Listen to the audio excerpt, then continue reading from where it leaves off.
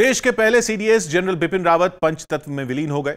सैनिक सम्मान के साथ दिल्ली के बराड़ स्क्वायर के शमशान घाट में उनका अंतिम संस्कार किया गया, जहां उनके अंतिम दर्शन के लिए लोगों का हुजूम उमड़ पड़ा। तोपों की ध्वनि ने लोगों के रोंगटे खड़े कर दिए।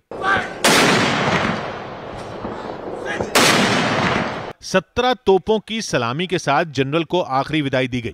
एक तरफ तोपों से गोले दागे जा रहे थे और दूसरी तरफ जनरल की बेटी उन्हें मुखाग्नि दे रही थी। जनरल रावत की विदाई ने केवल उनके परिवार या सेना के लोगों को नहीं, बल्कि आम लोगों को भी भावुक कर दिया। शमशान घाट के बाहर ऐसे लोगों की भारी भीड़ जमा हो गई जो केवल उनके पार्थिव शरीर की आखिरी झलक पाने के लिए पहुंचे और बस नारे ही लगाते रहे।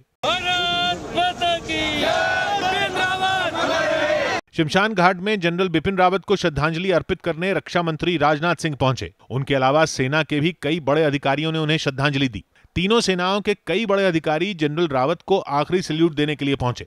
हालांकि जनरल रावत के प्रति लोगों का प्यार और उनका सम्मान उस वक्त भी दिखा जब जनरल अपनी अंतिम यात्रा पर निकले। दिल्ली के कामराज मार्ग पर उनके सरकारी घर से लेकर बराड़ स्क्वायर तक के सफर में बड़ी संख्या में लोग सड़कों पर उतर आए और दिल्ली की सड़कों पर तिरंगे झंडे लहराते रहे। बड़ी संख्या तो ऐसे लोगों की रही जो जनरल रावत के पार्थिव शरीर के पीछे दौड़ते रहे। सीडीएस के पार्थिव शरीर को ले जा रहे सेना के ट्रक को फूलों से सजाया गया।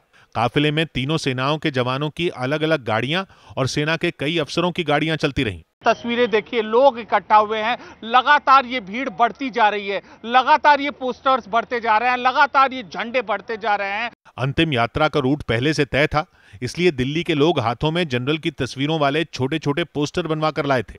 कहीं कहीं तो सड़कों के किनारे बैनर लगाकर जनरल बिपिन रावत को सलाम करने वाले नारे लिखे गए। पूरी अंतिम यात्रा में देशभक्ति के नारे गूंजते रहे।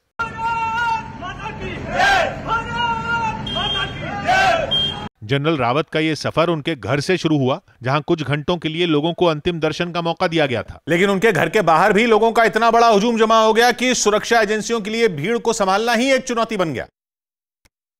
क्योंकि जैसे ही जनरल रावत का पार्थिव शरीर उनके घर पहुंचने की खबर लोगों को पता चली, लोगों की भीड़ उनके घर पहुंचने लगी। सबसे पहले गृह मंत्री अमित शाह ने जनरल बिपिन रावत और उनकी पत्नी मधुलिका रावत को श्रद्धांजलि दी।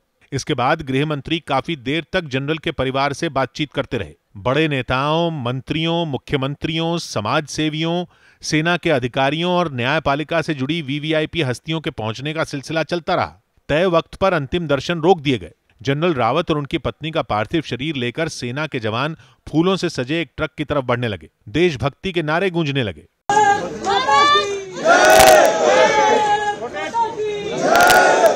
तीनों सेनाओं की टुकड़ियां भी आगे आगे चल पड़ी और बैंड की धुन बजने लगी।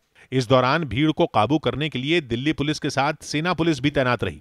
सौभाग्य की एक बात यह कि सीडीएस जनरल बिपिन रावत और उनकी पत्नी मधुलिका रावत को श्रद्धांजलि देने के लिए वो लोग भी सड़कों के किनारे खड़े थे जिन्होंने शायद जनरल रावत को कभी नजदीक से देखा भी नहीं था। लेकिन यह एहसास बहुत गहरा था कि देश ने अपना ऐसा सेनापति खो दिया जो दुश्मन को जुबान से भी समझा सकता था और दुश्मन को घर में घुसकर मारने का हौसला भी रखता था।